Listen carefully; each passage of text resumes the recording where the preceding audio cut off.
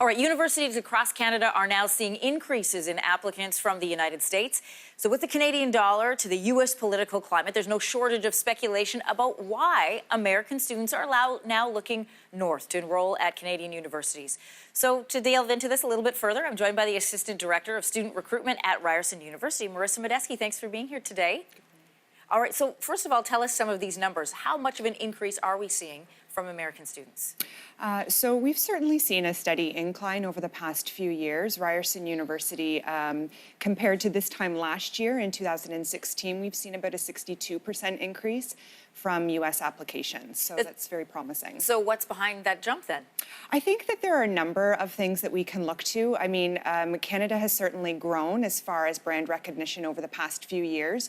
The quality of education across Canada for our universities is consistently strong. There's a lot of money invested from the government into higher education. So quality of education is something that students are certainly looking to. I think that Canada, I mean, our reputation for being very multicultural, being very diverse, inclusion is something that is very appealing to international students. And for students from the United States that are looking for an international experience, there is that ease of transition coming to Canada as well. You know, there is the speculation around the fact that this could be, the election of Donald Trump as president and, parents looking to send their kids to Canada for university instead of down in the States. Do you think that plays into it at all? Well, I think that certainly that could be one factor. I mean, there are a lot of influencers that attribute to a student's and a parent's decision-making process into looking at universities. So we look at student mobility trends. We certainly look at economic trends. The political landscape is certainly something that we're cognizant of. So I'm certain that that could be one reason, but there are a lot of different reasons for that as well. Canadian dollar, it is cheaper to go to university up here, as well as increased recruitment down into the United States by Canadian universities, such as Ryerson. Absolutely. So strong value proposition is certainly one when we're looking at the strength of the U.S. dollar.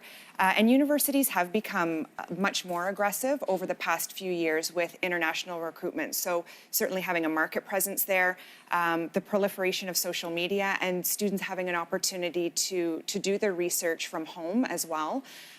So that plays a factor into it. And I would also say that the way in which Canadian universities deliver their education is very unique, and I think that that's becoming more and more appealing to students. So the opportunity to engage in experiential learning, opportunities to put what you're learning in the classroom into practice through co-ops, internships, practicums, really gives students an opportunity to position themselves well for industry as soon as they graduate. Let me ask you something that I learned from the University of Victoria. They said they're seeing more interest from Latino American students as well as American students from the LGBTQ community.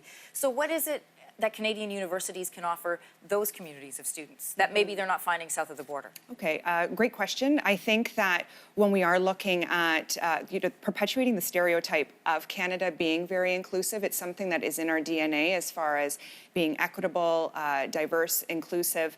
We really celebrate that, and universities are looking for diversity. We see diversity in innovation, and I think that that's really appealing to students as well. And if you look at the makeup of the student population and the faculty makeup at Canadian universities, I mean, at Ryerson alone, we have students that come from 146 different countries. There are more than 80 languages spoken on campus.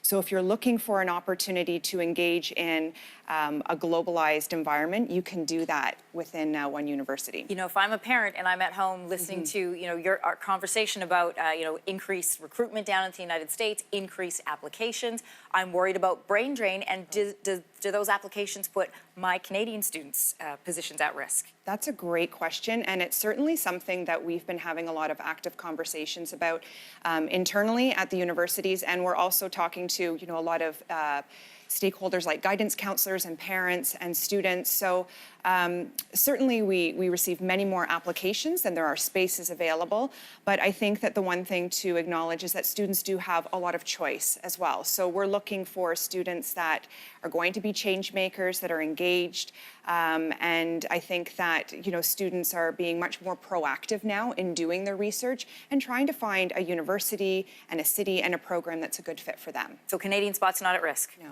Okay. Thanks so much, Marisa, Thank you for being here, answering those questions for us.